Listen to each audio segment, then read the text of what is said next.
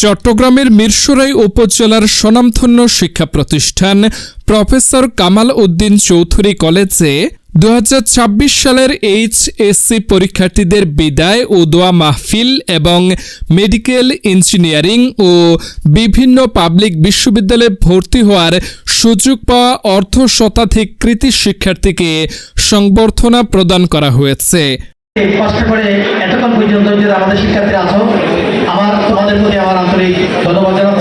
রোববার সকালে কলেজ অডিটোরিয়ামে আয়োজিত অনুষ্ঠানে কলেজের অধ্যক্ষ মোহাম্মদ আফসার উদ্দিনের সভাপতিত্বে এবং উৎপাদন ব্যবস্থাপনা ও বিপণন বিভাগের প্রভাষক মোহাম্মদ শেখ ফরিদের সঞ্চালনায় প্রধান অতিথি হিসেবে বক্তব্য রাখেন কলেজের প্রতিষ্ঠাতা ও পরিচালনা পর্ষদের সভাপতি professor Md M Kamal Uddin Chowdhury. দেখা করবো, কথা বলবো এবং সেই সুযোগটা আজকে হলো। আমি আসলাম, তোমাদেরকে দেখলাম। বিশেষ অতিথি হিসেবে বক্তব্য রাখেন নিজামপুর সরকারি কলেজের অধ্যক্ষ প্রফেসর রঞ্জিত বিশ্বাস, কলেজের বিদ্যুৎসাহী সদস্য ইঞ্জিনিয়ার খায়রুল মোস্তফা, চিকিৎসক প্রতিনিধি ডাক্তার হারুন অর রশিদ এবং কুমিল্লা ভিক্টোরিয়া সরকারি কলেজের ইংরেজি বিভাগের সাবেক বিভাগীয় প্রধান প্রফেসর আব্দুল কাইয়ুম নিজামী।